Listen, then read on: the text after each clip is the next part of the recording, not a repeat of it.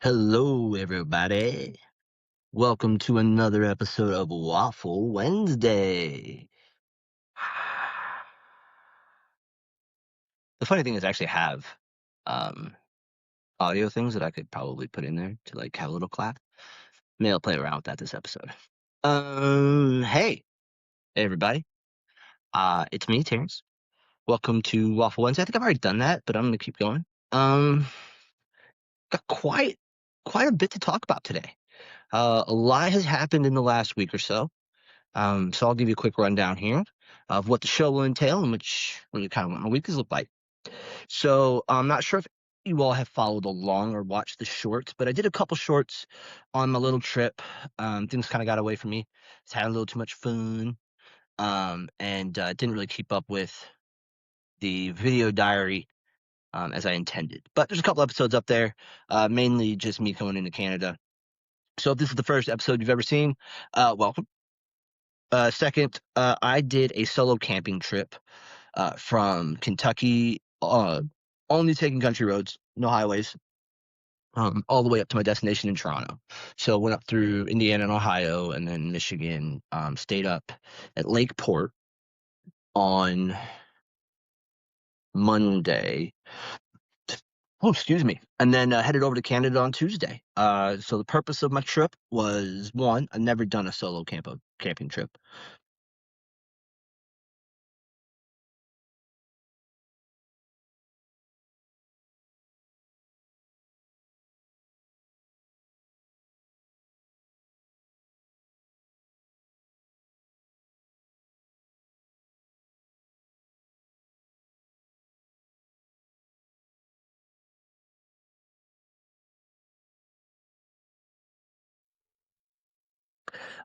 Welcome to Waffle Wednesday.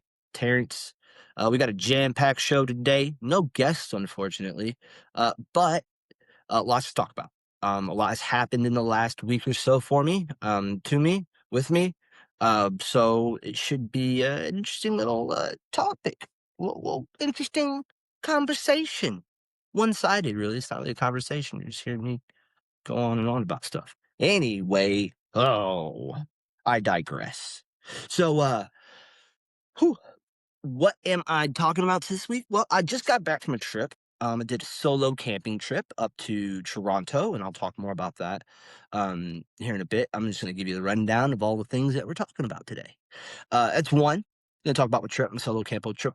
I keep going to campo. Solo camping trip. Got a haircut too, if you guys didn't notice.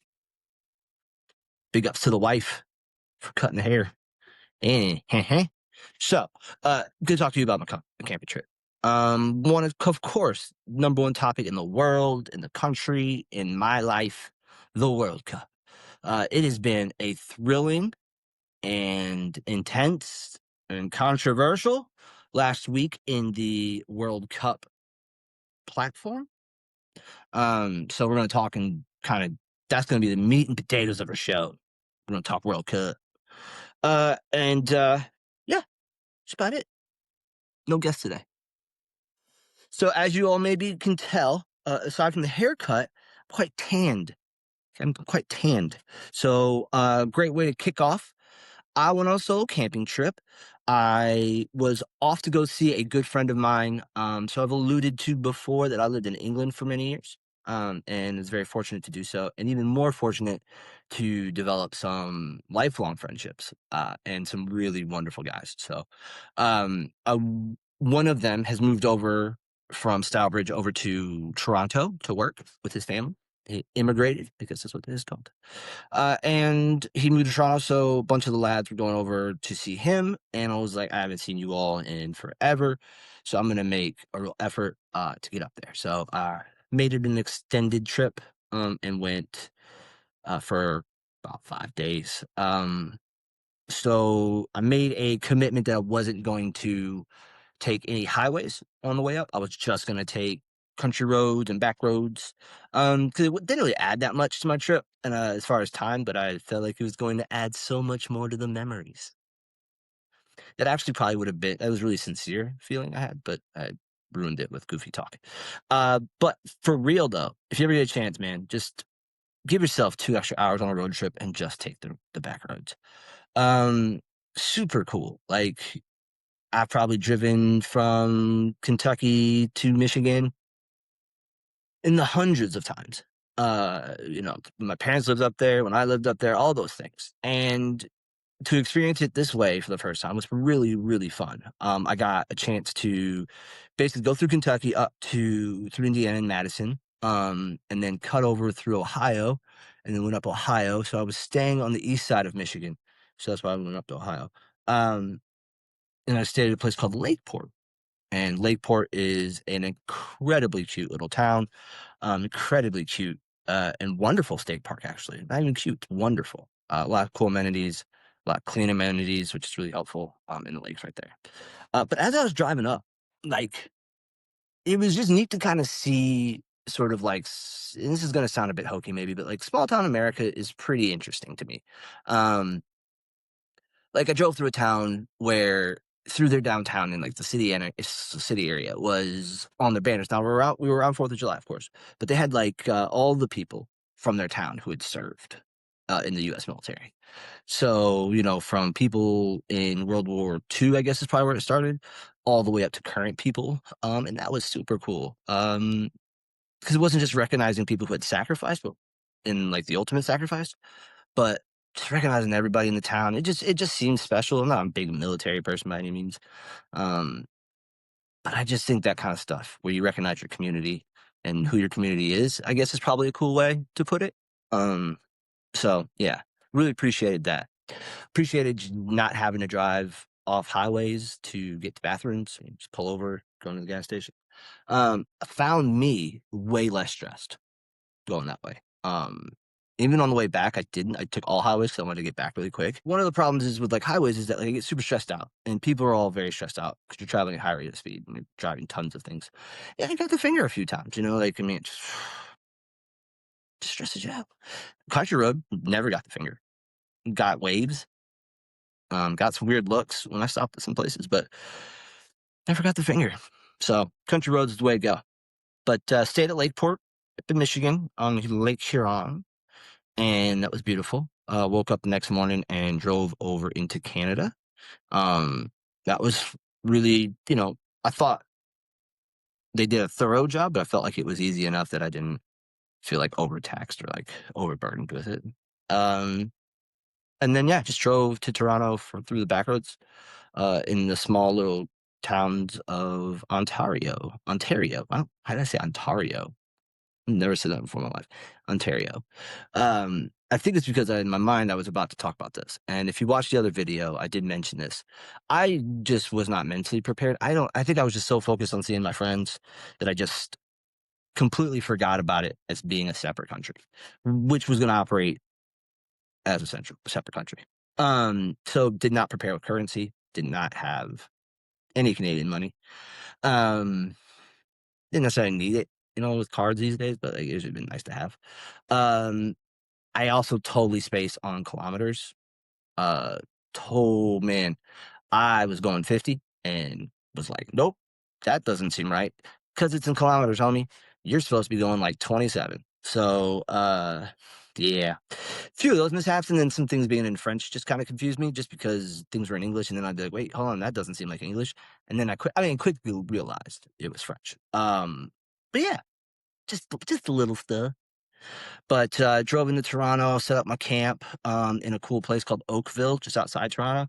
That's also a really cool place. You ever get a chance to camp out there? Again, really clean. Amenities were awesome. The only thing that I would say is the size of it and having just those two entrance and exits without like really having a way to connect the day part with the overnight camping part. Because if you ever find yourself dropped off at the wrong one from an Uber, it may pose difficult to find the campsite if that were to happen. Not saying it did, but if it were. So camp was super fun, super awesome. Got this like attached thing to the back of my car, my SUV. It's basically just like it's a tent room.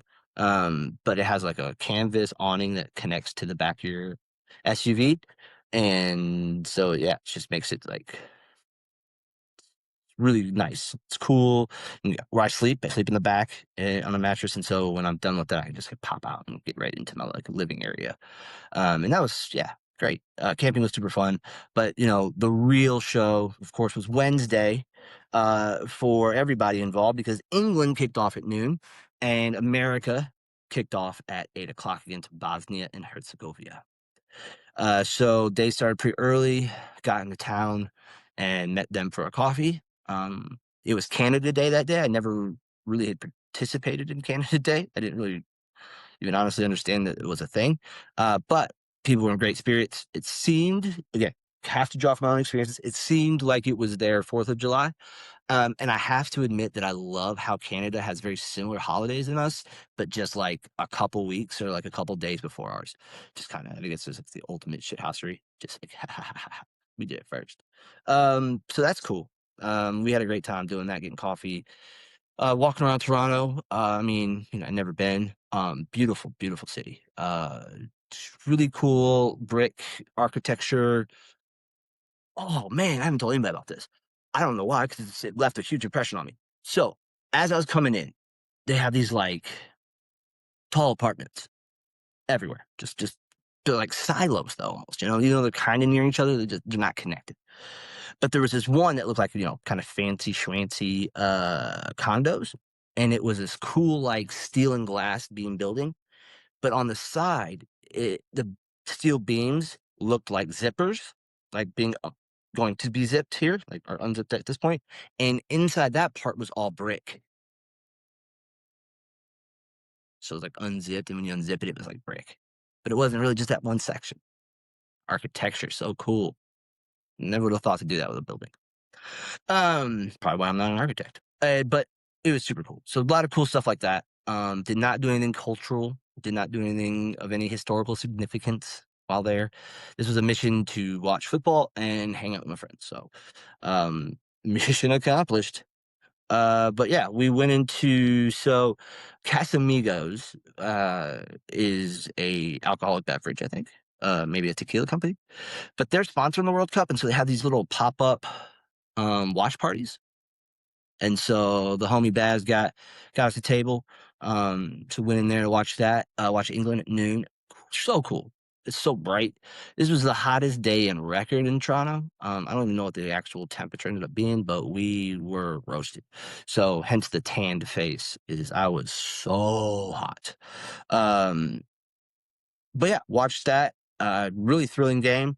We at one point definitely thought the vibes were going to be killed because England did not look like they were going to win, nor did they even look like they were going to level. So to watch them level and then go on the win was super fun. Added to the day, just kind of kicked off the day in a really just kind of way. Yeah, and then there's just sort of food and pubs and hangouts and laughter and all sorts of stuff. I mean, they're the kindest, funniest people in the world. Um, yeah, really, really had a great time. Got back to the camp, got a little bit of shut eye, and then woke up.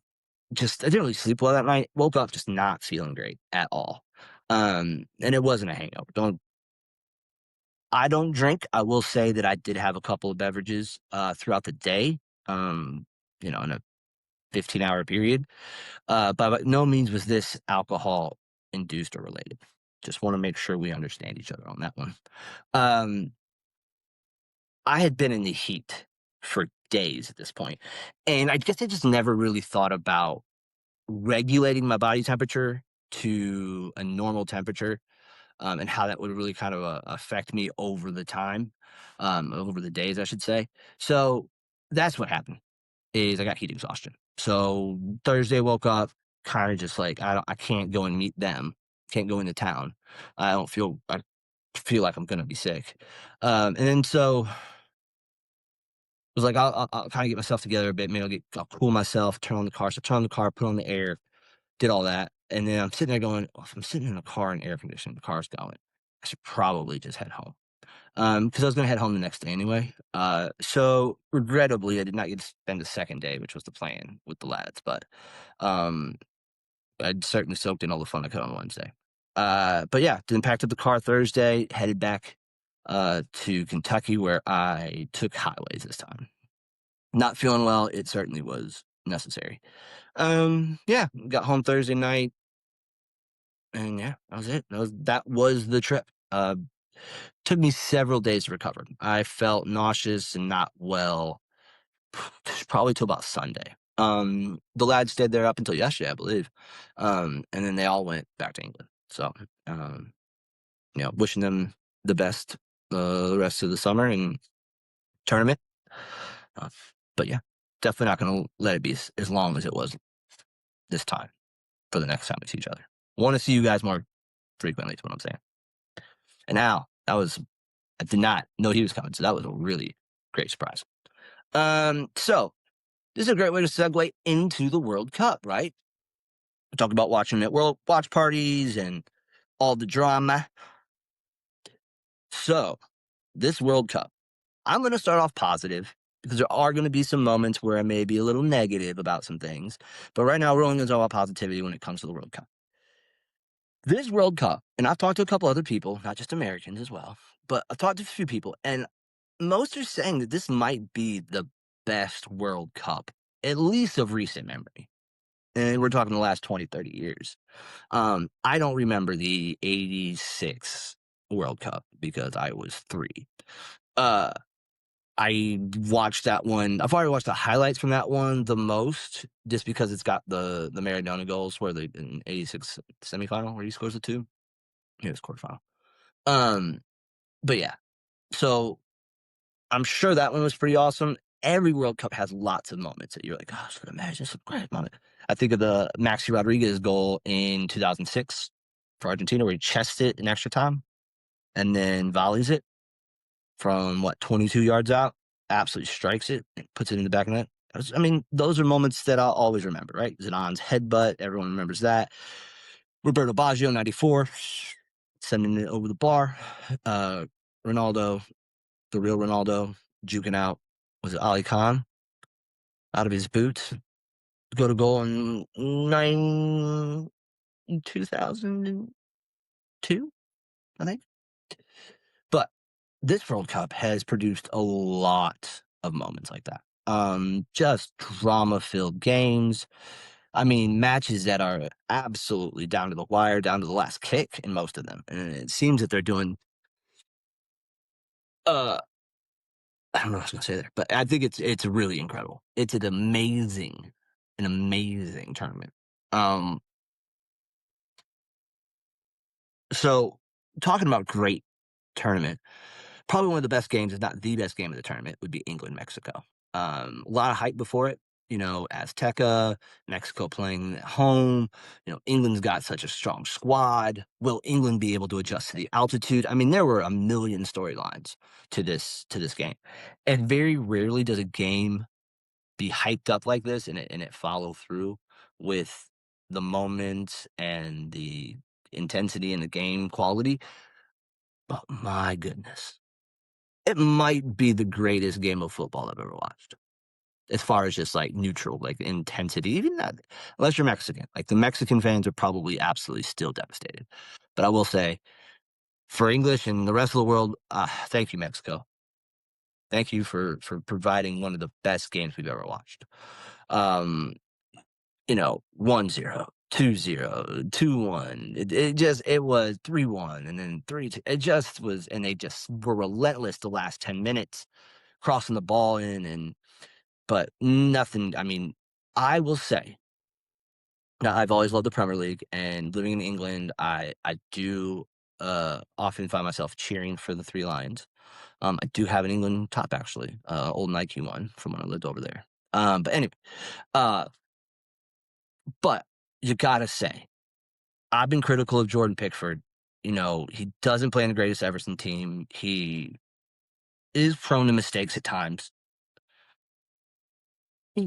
My goodness, this guy he played the greatest game I think I've ever seen him play. I mean, absolutely incredible shot stopping. I mean, the distribution he was finding players, especially when they went down to 10 men, was MVP performance. Of course, Jude Bellingham scoring 2 goals, being man of the match, and a lot of people say he got that hat trick by stopping that goal that would have equalized. And I completely agree. I think Jude Jude displayed what we've all known and seen in moments, but never on that stage. And that was great because he is a great player. And I'm biased, of course, right? Just living outside Birmingham, but always gotta root for a local boy on that one. And then I think everyone did their part. And the subs. I was talking to a friend in a chat group, and I said, yeah, everybody was good, but those subs were immense because in that environment, that hostility, that intensity, everything on the line, and you're coming in relatively cold. Yeah, you warm up on the sideline, but you've not touched the ball. And everyone else has played for 70 minutes, and you're coming in and having to properly defend. So, Mr. Burns, literal hats off to you, sir. Like, whoo, boy, did you put in a shift? Absolutely fantastic. You were doing the England work. I almost said the Lord's work, but that would imply that the Lord cared for England most, and I don't think he does.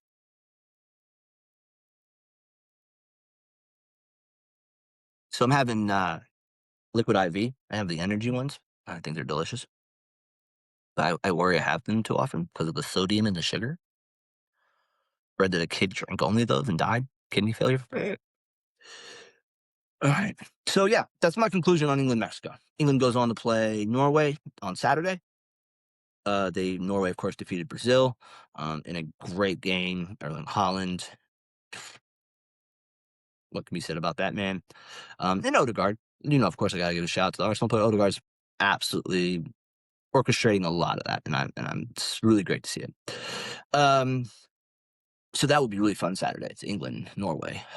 England favored. I think Norway's kind of playing into that. I don't know if you can really even say by much. I think England has a better team top to bottom, but I would also say that Norway's world-class positions are world-class. But who knows? I heard Sam Burns gonna lock down Ireland. That's what I heard. Just what I heard. So I heard. So moving on to the not so nice stuff. The US game. We're gonna talk about Belgium, but we're gonna start with the Bosnia Herzegovina game.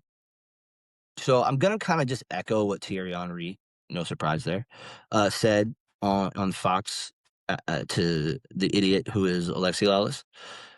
I can disagree with the red card and still disagree with the way in which it was handled after. And that's just there's no better way to say it to me. I absolutely don't think that's a red card on Fab. I do not think that's a straight red.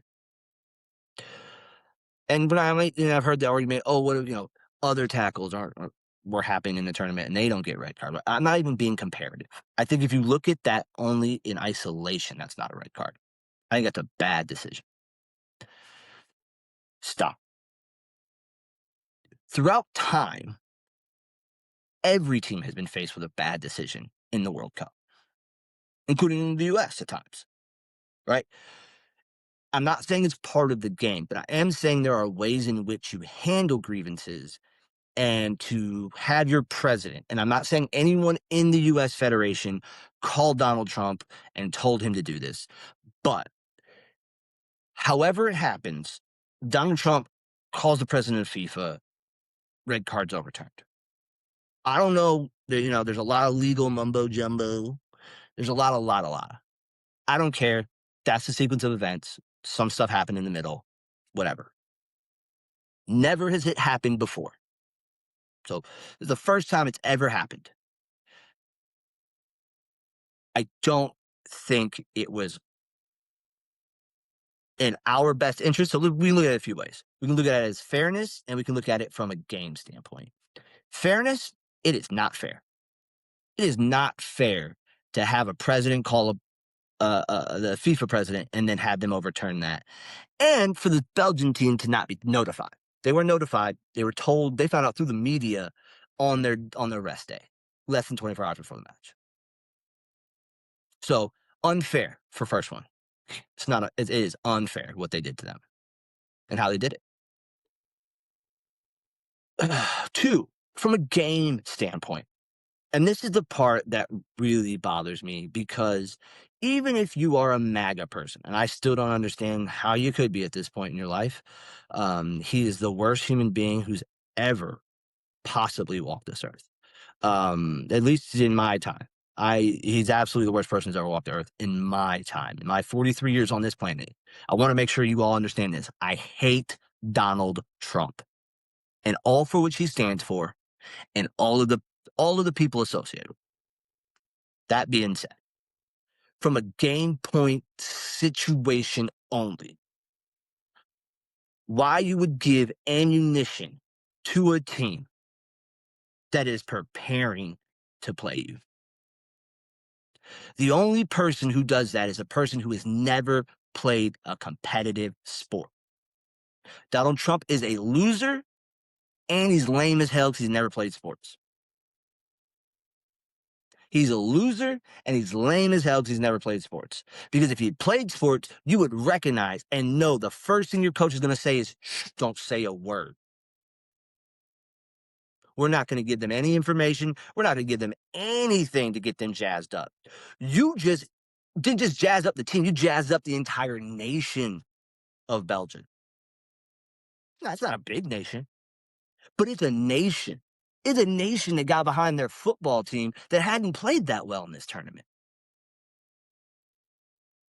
They then turn this from, it's a football match, it's an important football match inside of the World Cup, to a no, this is for like justice and honoring for our national pride. But what? You did that, man. You set that up. You got them that way, Trump. So, how do you combat that? The whole world's now against you because you've cheated. Even if they like an American or America in general, they've now thought to themselves, they're cheating. Well, they are cheating. They're cheating. Whole world's against us at this point. This team, the United States men's national team, played an entire tournament off of joy, fluidity, celebration. It was loose in those games, and we dominated. You now shift not only this bulletin board material, you now have it be a added stressor and pressure onto the national team. Because now they're associated with a man who is worldly unpopular. They're now viewed as his homies. They're not having to answer questions about cheating. They're having to answer questions about Donald Trump. They're having answers about whether it's fair. They're not answering questions about football. They know the whole world is telling them that they're cheaters. You watch that game from the second they kicked off, they were terrified. They were beyond pressurized. Passes weren't getting to feet. Playing long balls for no reason. It took them 22 minutes to calm down. So, regardless of your political affiliation, we all want America to win, right? We want them to win in all the world stages. Why would you do that? So if you for somehow are still clinging on to Donald Trump's vision of America, recognize that everything he touches goes to shit. Ryder Cup, he turns up. Knicks, game 3. We all know how that went. They won 12 straight games in the playoffs. Thank God for Wu-Tang. Might be looking at a Knicks championship. Now this. Wu-Tang couldn't even have saved us from that. And then we've got the fallout. Whose fault is it? Why didn't this person perform? Why didn't that person do this? Sure, it's fair. Fab, by the way, don't think you'll ever see this, but in the case that you ever do, my man, great statement after the game. You did let us down. That unfortunately comes with the territory of being a professional athlete. You're going to let people down from time to time. But I appreciate the accountability. I appreciate the honesty. And I appreciate everything that you did when you could. And I'm going to talk about some things you could have done differently. And I'm not talking about the red card, but we'll talk about that in some time. But we are going to talk about this dude who has touted himself as some sort of Captain America for U.S. football. I'm going to call it soccer just because he is a soccer player. He's not a football. He's a soccer player. If you don't understand the difference, I'm not here to teach you about it. See, this is why I wanted to be positive because I'm like, this is shifted probably from like a funny little Lucy. I'm annoyed. I'm frustrated by this. So I'm a person who's played soccer, football since I was 4 years old on very competitive levels. I would give a kidney to play 5 minutes of a World Cup game for my country. And I don't know too many other people who wouldn't globally. So, Christian, Mr. Pulisic, for you to come out after a dismal tournament where you did nothing, you didn't even play, to stand in front of cameras and talk about a twisted ankle, a sprained ankle, and you're glad that you now can get some rest? You just peed on every adult and child who's ever put a football under their foot. You can feel that way. Don't say it. Fab may not even feel the way what he said. He may not actually believe what he said, but he said it. And in those moments of hurt and disappointment, sometimes you've got to be the brave one. It's not about you, Christian. It's about the United States men's national team.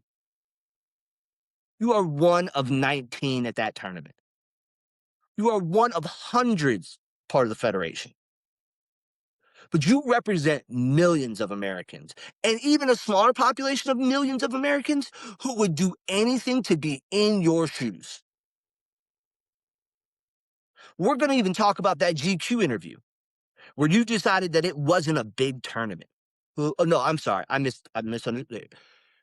It's not that big of a deal because you play in big tournaments all the time.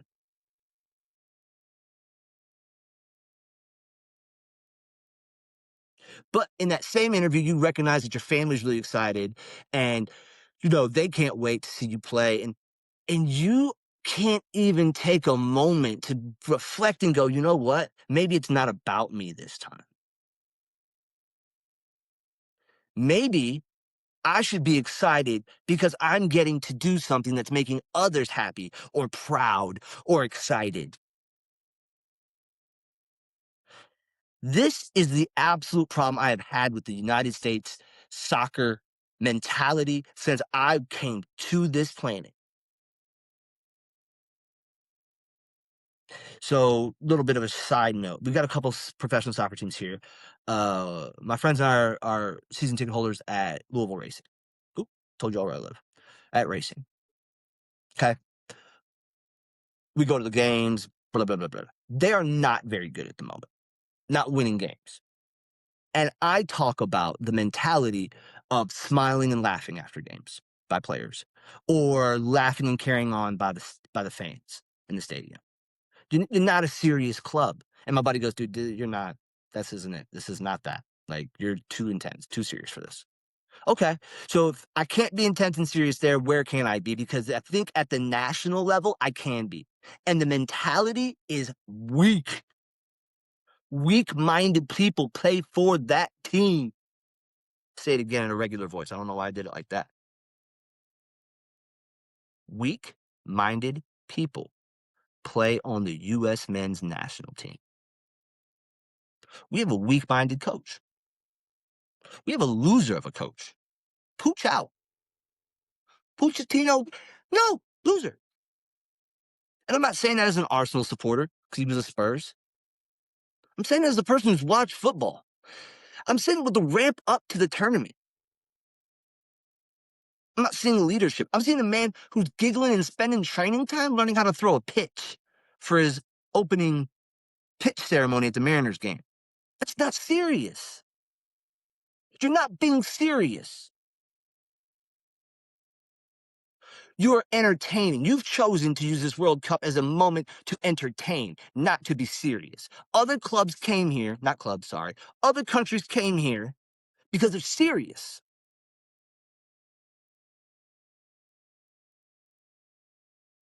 If we do not start to have a mentality of winning in this country for this sport, we're never gonna win a thing. You put Pep Guardiola in charge, we're not gonna win if the mentality does not change in the dressing room.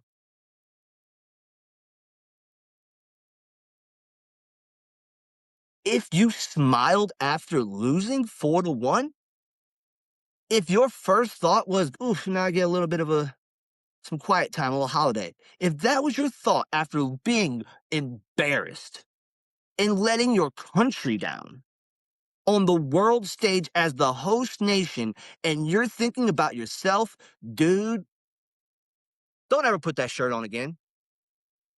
Don't do it.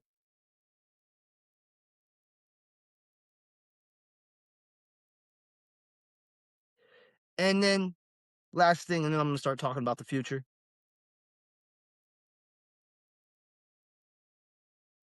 Before I hear it from people, because I've already heard it from others, this whole, well, what have you done? Response from athletes to people is maybe the dumbest thing I've ever heard. If the measuring stick is in what I've done in regards to you, the professional footballer, we're cooked. We're never going to win. If your comparison is me, what have I done? Well, I mean, I was teacher of the year in 2020, but outside of that, I haven't really done much. No, in the professional footballing world, I've done zero. I've done zero besides attend a match. That's it. You're the one who's supposed to produce, not me. I'm putting my faith in you. I'm asking you to go out and do the thing. It is, and I hesitate to bring this up because it is a very serious thing. Racism in football is awful. But if you don't understand the gravity of the World Cup, look at what's going on in Paraguay and France with a senator talking absolutely wild, crazily racist about killing Mbappe and other French players. But governments have gotten involved. Do you know what I mean? I hate Donald Trump. But our president was like, I think this might be important. If you're telling me that Donald Trump gets it and you don't, Christian, you're dumber than I thought. Nah, that's not fair. That is awful. No, Donald Trump is dumb. You're not dumb, sir. You are weaker mentally than I thought. And then again, sorry, this is going to be the last little part here. And the former players who are coming out and being critical of him, thank you. Glad to hear it from you. The only person I'm going to say has made me pause a bit is Landon Donovan. I don't disagree with what you said. I disagree with the sources. Because, my guy, you got homesick at Everton and had to come back to the States. You were too mentally weak to play in the Premier League. They were bodying you every day. Evertonians loved you. My mate's a lifelong Evertonian. Loved y'all. And you walked out on. Well, you didn't really walk out on your contract, I guess, kind of ended on loan or whatever, but they wanted you. But you didn't. You were like, I'm gonna go back to the LA Galaxy. You never challenged yourself. You never won anything. So if Christian Pulisic turns around and says to you, "What have you done?" I'm gonna let him say that one because that's apples and apples. So Landon, you might want to pump your brakes. Really, Quentin Dempsey's about the only American former player that, and DeMarcus Beasley and Kobe Jones are the only people I really want to hear from. They're the only people who really gave Tim Howard, but he comes out with some crazy. I think he got too many head injuries, man. He's doing some crazy stuff. But those guys were like stewards. They carried the flag well, no pun intended. So, Pulisic, sort yourself out. Pooch out, Pulisic out. Honestly, future of America does look bright. We got Fab, we got Pepe, we got Bolt Holder, Bolt Holder, Bolt Held. I'm not going to try and say it. Greg's son. We got Reyna. We got so many good players. I'm gonna borrow something from a friend. He was on the pod, Paper Stacks. He said, I don't want to see any more MLS players in the team. I don't either. So we're looking bright, but we won't know until 2030, which is a long time. So a lot can happen in that. But that puts a little wrap on the U.S. portion of the World Cup reporting. Went on a little bit longer than I wanted it to, but yeah, I'm thirsty, y'all. Give me a second.